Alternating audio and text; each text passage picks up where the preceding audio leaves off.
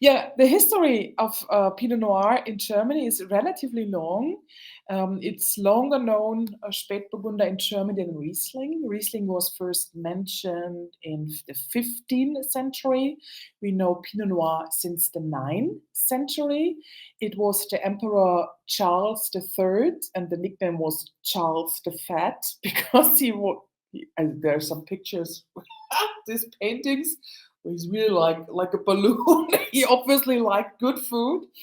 And when this emperor in the 9th century was in charge, Burgundy belonged to the German Empire. So it's a long time ago, the Middle Ages.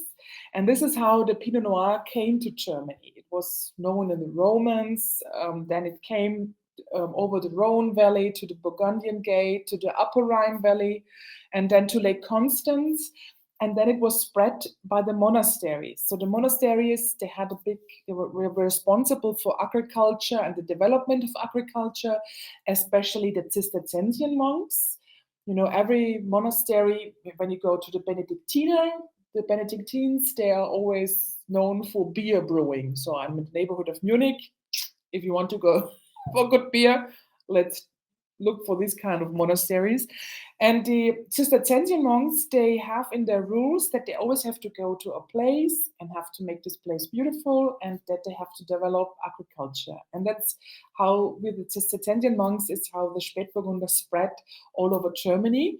And we have a long story on that, especially also in the Rheingau area at Kloster. Kloster is monastery Eberbach, and also at Assmannshausen in the Rheingau area, where Spätburgunder is known since a very, very long time. So this is very interesting.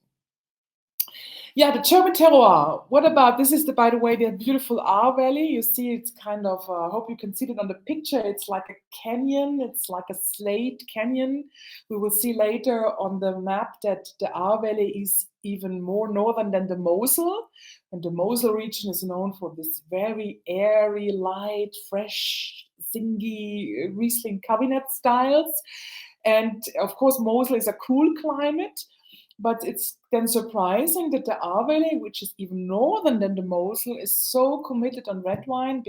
But this has to do with the topography. You see, it's a very, very narrow valley, and with slate soil, so it's heating up. So it's very warm nights, and it's a perfect climate for growing Spätburgunder.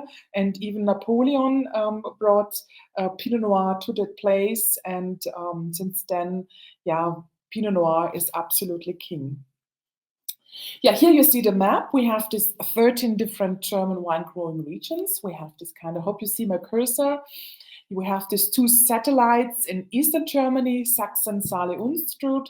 Very beautiful places. I strongly recommend, when you have the chance to travel to Germany, to visit that regions. It's super beautiful, but it's very small, and you will seldom find them in the export market. Where really the center of wine growing is here in the western part. So 11 of 13 wine growing regions are over there. And what is very special is that all the wine regions are in one way or another linked to the Rhine River Valley. So the River Rhine is, I'm sure everybody heard about the River Rhine, so we are very proud of the River Rhine, and we have poetry and stories and fairy tales and blah, blah, blah. So the River Rhine is really a super big river. It was always a place where, you know, there was some trade, and people come over the Rhine to the north, and from the north to the south. There was always an exchange, and it was always the epicenter of culture and exchange and trade in Germany.